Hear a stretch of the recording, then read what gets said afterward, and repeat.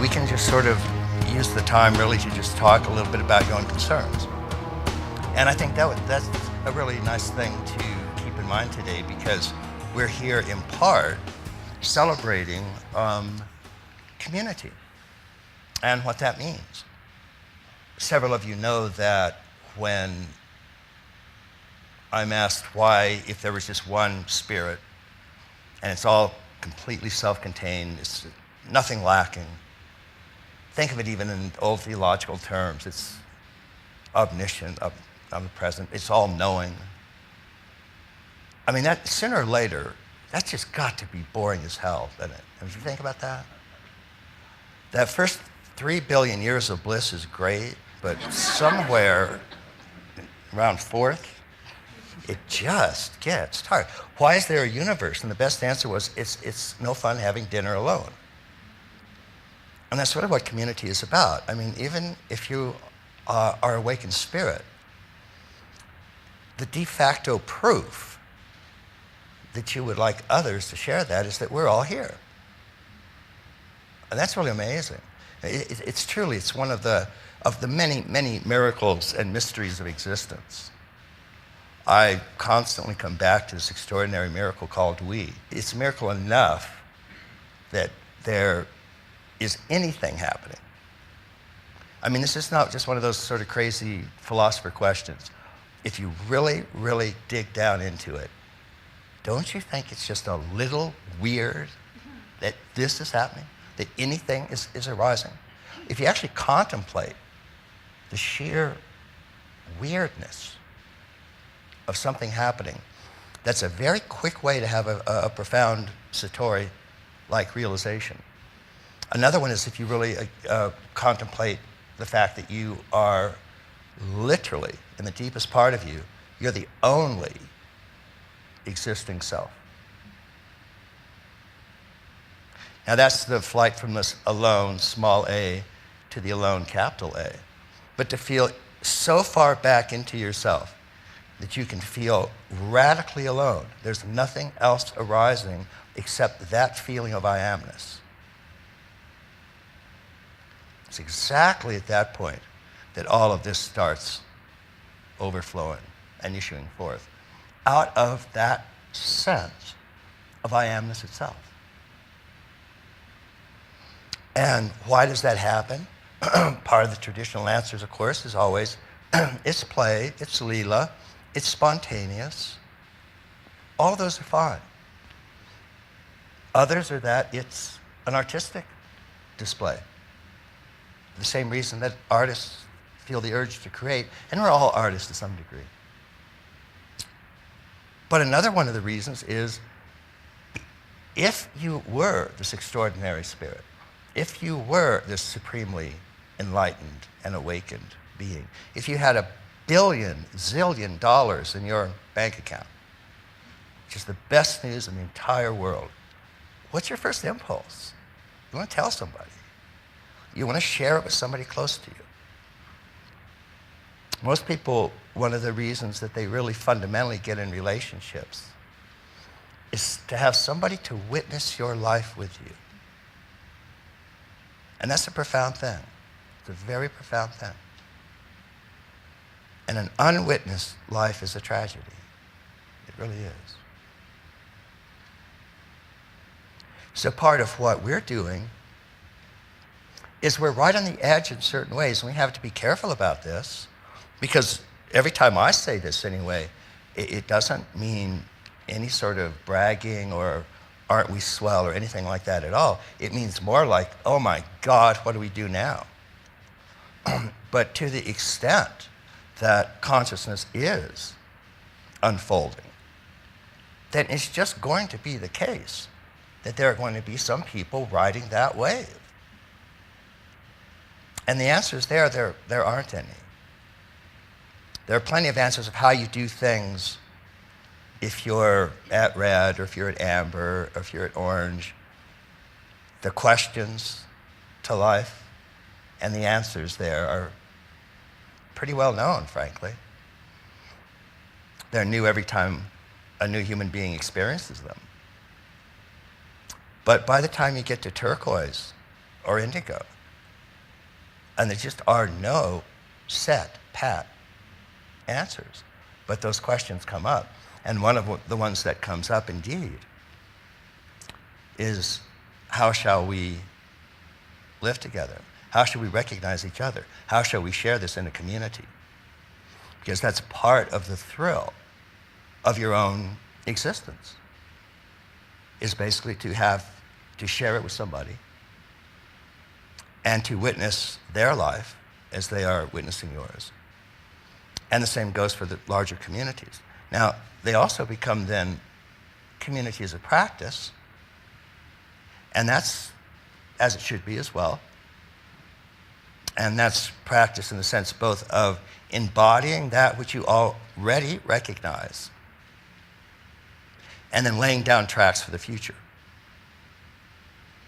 Because we know now, it's really astonishing what we didn't know 30 years ago, and then what we've learned in the past 30 years, and what we're still continuing to learn, particularly as this extraordinary East-West dialogue unfolds. And we pretty much pushed into most of the secrets that there are to push into. There are a handful of secret practices around the world, and they have to do usually with the simplest practices of recognizing that which is already the case. And then they also have to do sometimes with the kundalini or sexual practices. Nothing that Stuart Davis hasn't done in a shower. There are the edges of the extraordinary paths of contemplative practice, from St. John of the Cross to Padmasambhava. And they've all been laid out on a table. We've seen them all. And the question now, indeed, is how do they all fit together? And part of the things that we're looking at, among many, many different variables, is that there are these structures of consciousness and there are states of consciousness. And the highest state of consciousness, even though it's ever present as a condition, is big mind.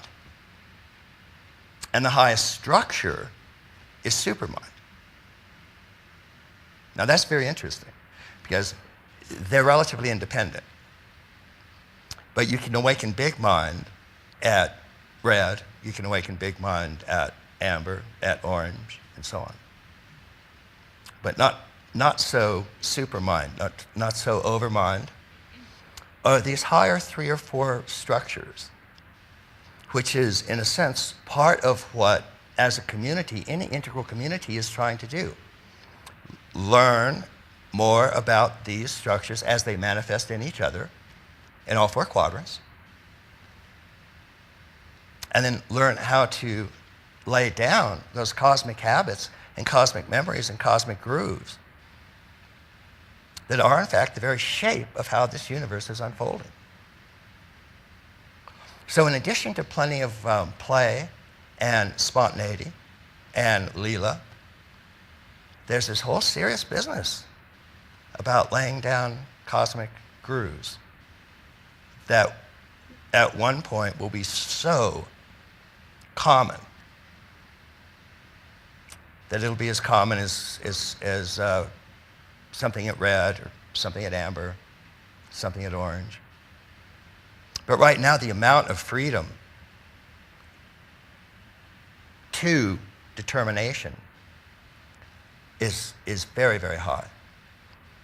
And that moment of novelty, Whitehead is, talked about the actual structure of each moment's experience, is the smallest thing that exists. For Whitehead, he just simply called it a drop of experience. And on the outside, it looks like an atom, or a quark, or whatever you want to call it. But on the inside, it has this proto-sensation, proto-feeling. And as it moves along, the subject of one moment, which is what this drop of experience is, moves into the past, and therefore becomes its own object of the fresh, new subject of the next moment. And so the subject of one moment becomes the object of the subject of the next moment. So really what you have is a stream of feelings. And that which is yesterday is simply something that is felt. And that which is today is something which is feeling. And we modify White a little bit by saying it's not just a subject and an object, it's 4 quadrants. There's actually 4 dimensions to this process. We call it tetrahedron sometimes. But that is exactly the kind of laying down process that's occurring if, Whitehead would say, the amount of novelty that's injected into each moment approaches 0, then the stream approaches causality. And that's rocks, for example. You drop a rock, it's going to fall at 32 feet per second, and it's not going to vary very much because it doesn't have much willpower. It's not injecting much novelty into each new moment. And those laws govern holons at that level. If you could be highly, highly enlightened, you could be very, very smart mind, have an awakened soul, but if your body falls off the Grand Canyon, it's going to fall at 32 feet per second, just like anything else at that level. But as you get up the old great chain, more freedom is injected into each moment. The amount of creativity and novelty of a moment-to-moment existence increases. Any good physicist can tell you where Pluto will be a century from now, even though it's been demoted from a planet to a rock, apparently. Those of you who were born under the sign of Pluto, I hope I noticed your own life shrinking as well, proportionately, which is rather unfortunate. But yes, not much novelty injected there. Physicists can tell you where these pieces of these holons will be a year from now, a decade from now. No biologist can tell you where a dog will be 5 seconds from now. At all. Yeah. So that's what's so fascinating. By the time we get to the edge of evolution itself, there's a great degree of creativity being injected into each moment. And there are individuals then whoever they may be, and I believe this is a large group of them, of course there are many others, but are riding that turquoise indigo wave as it's unfolding. And your choices each moment are literally being laid down as cosmic grooves. And if those kinds of choices are increasingly made, those cosmic grooves become more and more set habits. And then anybody who comes in the turquoise altitude is going to come into a pattern where a great deal of it has already been laid down. Not all of it. There's even at red or at amber, there's a fair amount of creativity and novelty, but much, much, much less.